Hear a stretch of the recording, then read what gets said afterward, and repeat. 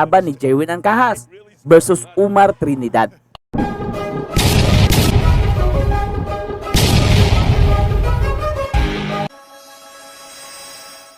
Itong kalaban ngayong araw ni Jerwin Ancahas, knockout puncher itong kalaban ni Jerwin Ancahas.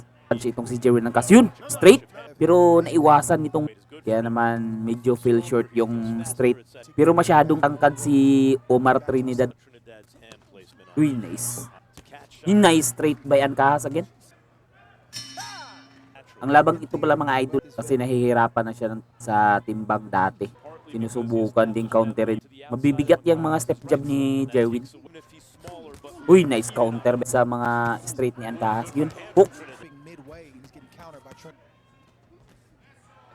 Hirap makaiwas itong si Trinidad. Ito ng mga idol, round number 3. Nice body shot by Ancahas. Di siya hydrated masyado. Matamaan siya ng hook ni Jerwin. Maganda yan, mahirap iwasan kasi yung body shot. Uy, nice counter by Ancahas. Napapatigil itong Ancahas dito mga idol. Ito na mga idol, round number 4. Lip straight itong si Jerwin Ancahas. Galawan dito ni Jerwin.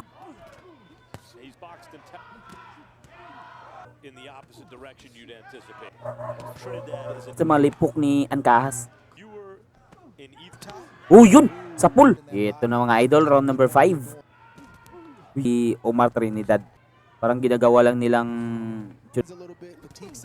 alaga to ng promotion. Ito na mga idol, round number 6. Uy, straight ni Ancahas. Uy, nice. Medyo na-short si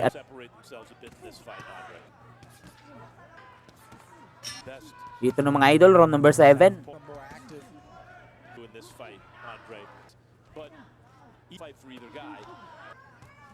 Uy, bad. Uy, yun.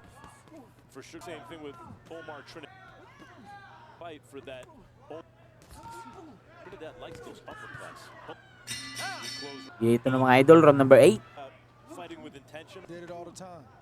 Tinulak ka. Tinulak kasi niya. Mayabang to. Uy, naku-corner dito siya.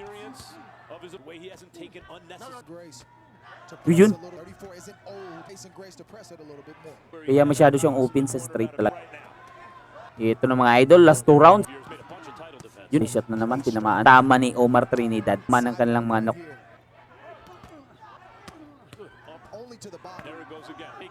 Uy, nice si Umar Trinidad.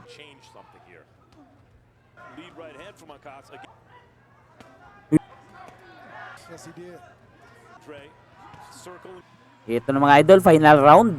Umar Trinidad has 3 or 4 rounds, skill and tactic. The age he is. But it's a great, but it seems to me like you can is no longer Uy, yun. Naalog mga idol. Uy, yun. Last round eh. Uy, yun. Umabot talaga sa desisyon ng laban mga idol. Panalo si Trinidad. Talo tayo this time mga idol.